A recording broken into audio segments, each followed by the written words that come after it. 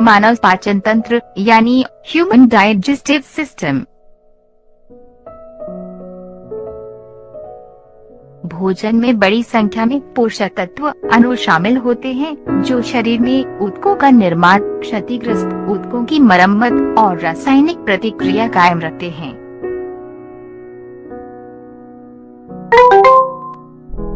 जटिल भोजन को एक साधारण रासायनिक पदार्थ में परिवर्तित करने की प्रक्रिया को पाचन कहा जाता है। चिकित्सा विशेष जो पेट और आंत की बीमारियों की संरचना, समारोह, निदान और उपचार करते हैं, जठरांत्र विज्ञान कहा जाता है। पाचन तंत्र दो अंगों के समूहों से बना है। पहला आमाशय आंत्रपथ, दूसरा सहायक पाचन ग्रंथि। पाचन चरणबद्ध तरीके से एंजाइमों की मदद से होता है जिसे जैव उत्प्रेरक कहा जाता है।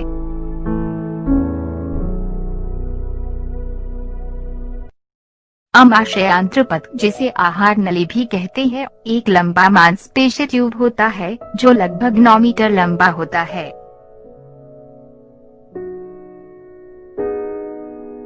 ये मुंह से शुरू होकर और मलद्वार में समाप्त होता है।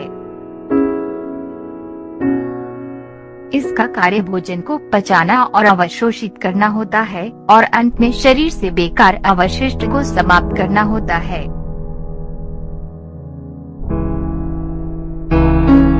आहार नली के भाग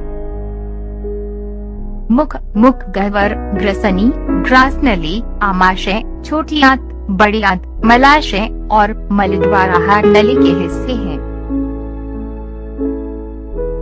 हम विभिन्न प्रकार के भोजन खाते हैं जो इसी पाचन तंत्र के माध्यम से पारित होते हैं।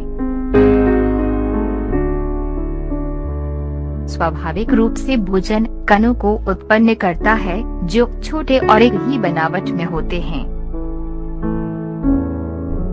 ये भोजन हमारे दांत के द्वारा कुचला जाता है। नली की लाइन नरम होती है जो भोजन को पारित करती है।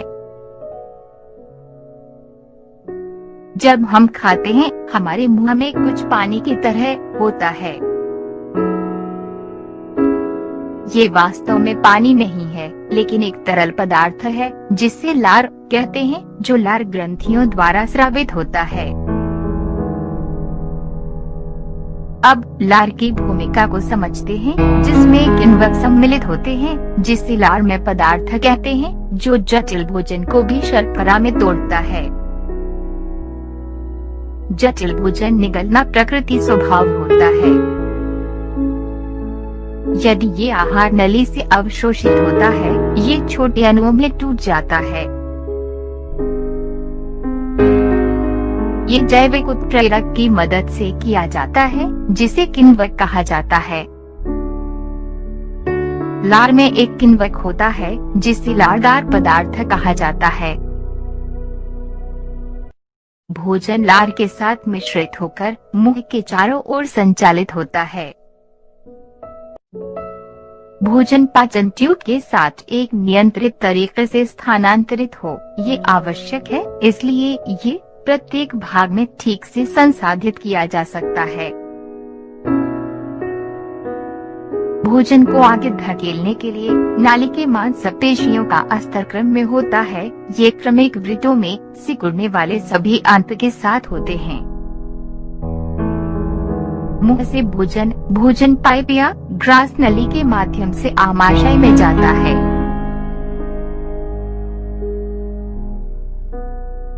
आमाशय एक बड़ा अंग है। जब भोजन यहाँ प्रवेश करता है तब ये फैलता है।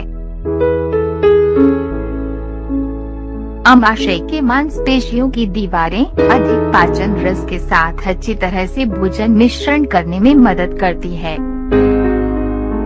ये पाचन कार्य आमाशय ग्रंथियों के द्वारा होते हैं जो आमाशय की दीवार में मौजूद होते हैं। ये हाइड्रोक्लोरिक अम्ल छोड़ते हैं जो एक प्रोटीन किण्वक को पचाते हैं जिसे पाचक रस और बलगम कहा जाता है। हाइड्रोक्लोरिक अम्ल एक अम्लीय माध्यम बनाता है जो किण्वक पाचक रस की सुविधा देते हैं। बलगम सामान्य परिस्थितियों में अम्ल की क्रिया से आमाशय की अंदरूनी परत की सुरक्षा करता है। अम्ल के द्वारा पेश किया जाने वाला अन्य समारोह क्या है?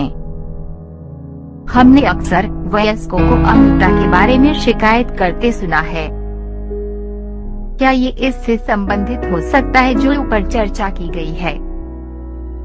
पेट में हाइड्रोक्लोरिक अम्ल का बहुत ज्यादा स्रवन अम्लता का कारण बनता है। अम्लता अनुचित आहार या तनाव की वजह से हो सकता है। अम्लता के कुछ कारणों में शराब, कॉफी, तंबाकू, चॉकलेट, नींबू, टमाटर, पुदीना, तली हुई और वसायुक्त खाद्य पदार्थ, अधिक भोजन, तनाव और अधिक वजन शामिल हैं। पेट से भोजन का बाहर निकलना एक अवरोधी मांसपेशियों के द्वारा नियंत्रित किया जाता है।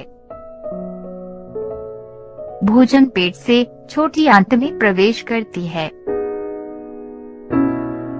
ये आहार नली का सबसे लंबा हिस्सा होता है। छोटी आंत की लंबाई खाना खाने के आधार पर विभिन्न जानवरों में अलग होती है। घास खाने वाले शाकाहारियों के लिए एक लंबी छोटी आंत की जरूरत होती है। मांस पचाने के लिए आसान होता है, इसलिए मांसाहारी जैसे बाघों के पास एक छोटी आंत होती है। छोटी आंत कार्बोहाइड्रेट, प्रोटीन और वसा के पाचन का स्थान होती है। ये यकृत और अग्न्याशय के लिए स्रावित को प्राप्त करता है। ये इस प्रयोजन के लिए जिगर और अग्न्याशय के स्रावित को मिलाते हैं। पेट से आने वाले भोजन अम्लीय होते हैं और आगे पाचन से पहले क्षारीय किया जाना चाहिए। अब पित्तरस के कारण वसा के पायसीकरण के बारे में जानते हैं। जिगर से पित्तरस वसा पर अतिरिक्त कार्य करता है। वसा बड़े गोलिकाओं के रूप में अंत में मौजूद होते हैं। पित्त लवण छोटी गोलिकाओं में इन्हें तोड़ते हैं।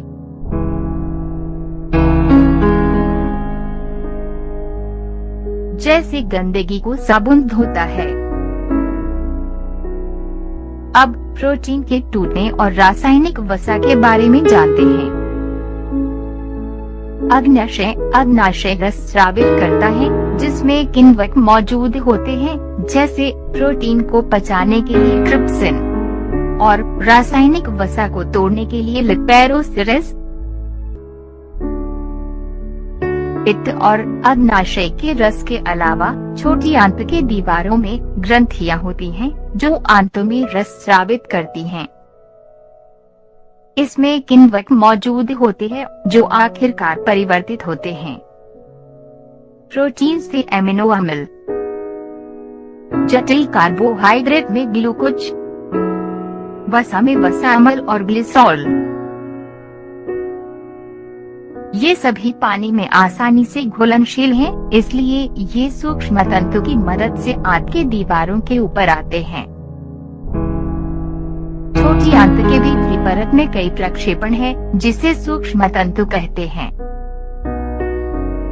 सूक्ष्म तंतु अवशोषण के सतह क्षेत्र में वृद्धि करते हैं। सूक्ष्म तंतु बड़े पैमाने पर रक्त वाहिकाओं की आपूर्ति करते हैं, जो शरीर की हर कोशिका से अवशोषित भोजन लेते हैं। अनवशोषित भोजन बड़ी आंत में भेज दिया जाता है, जहां अधिक सूक्ष्म तंतु इस सामग्री से पानी को अवशोषित करते हैं। शरीर से बाकी सामग्री मलद्वार के माध्यम से निकल जाता है। इस अपशिष्ट पदार्थ को बाहर निकालने के लिए गुदा अवरोधिनी के द्वारा नियंत्रित किया जाता है।